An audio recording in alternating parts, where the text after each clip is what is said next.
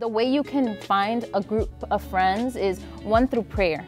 You know, something I learned was you don't want to be saying all your secrets to everybody. You don't want to be opening your heart to everybody, you know? So it's very important that that group that you pray towards, that you're like, God, you know, bring somebody, bring people that are going to edify my heart, you know, bring people that are going to, you know, build me, lift me up, you know? I'm not saying that you're going to be the president of the United States, but people that are going to lift you up to what you desire, you know? Seeing my friends now, you know, entering into their careers, entering into what they like, you know, like seeing myself, you know, buying, you know, a property in a pandemic because they prayed for me, because they agreed for me, you know, and they came into union. So how to find that group of friends is very important, but be open-minded, you know. Don't close your mind to it has to be white and black, you know.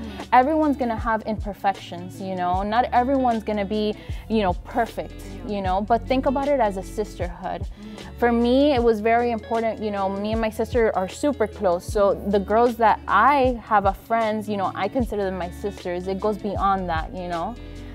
So that's an advice I can give. Pray about it, and God will truly guide you. Yeah, I believe that too. I think God, like I said, He has such a divine appointment for every person that's to walk into your life. Also, kind of to share my story a little bit, my closest group of friends now, I actually met them walking into my first House of Peace. So it was completely divine. Like nobody else can set that up other than God Himself. And I agree, I think with prayer, I think that you need to also have a sense of knowing what are you looking for, you know, because what you look for, that's what you will get. So I prayed a lot too for God to be able to bring the right people into my life and bring people like, you know, Jessica was saying, bring people who will uplift you. I know that in my walk, I came in after my friends have been saved longer than I have. So they were able to pray a lot for me. They were able to be like that backbone that I needed because, you know, when you are just getting first saved, so much is happening. You're new to so many things. It's like different waters. Yeah. So to have that group of girls there to be able to show me the ways almost like that. Like they taught me what it is to pray. They helped me to know what it is to walk in this, you know, in this crazy thing that we call life. But they were always there for me. So I think that's so important to have. That's an amazing answer. What would you guys say, and either of you can answer, was the most difficult thing that you encountered in friendship? I think it was everyone, how I mentioned, everyone has always something to say, you know? And it's not listening to other people's opinions of your friends, you know? People are like, oh no, that person's mean, you know? So difficult, I wouldn't call it difficult, because when you find a group of friends, like nothing is gonna change that, you know? Nothing is gonna change the way, you know, you feel about each other, the way you guys, you know, edify each other. So difficulty in a friendship is how I say, consider it a sisterhood, you know? Consider it how your sister. You're not always laughing about with your sister. You know, sometimes you're crying, sometimes you hate them, you know, sometimes you love them. It's giving each other that space. I have a group of friends that we don't talk every day.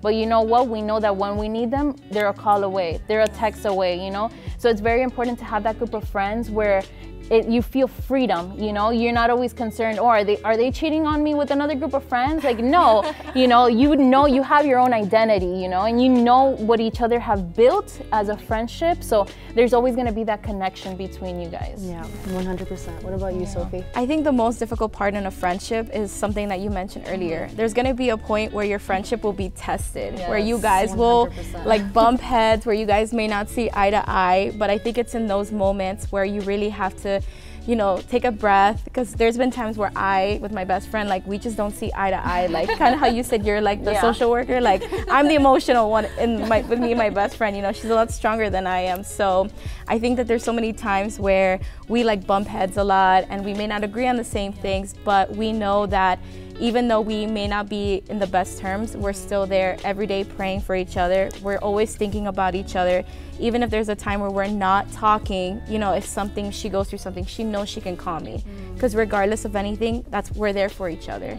And another thing was correction. Like I said, like it's so hard sometimes, especially when it's someone you love so much, to hear them call you out on something that you don't want to be called out on. So I think, but again, you have to look at it in the sense of like they're correcting you out of a place of love and out of good intention because they want what's best for you. So I think that if you can oversee all of that, I promise that God has a beautiful purpose in friendship.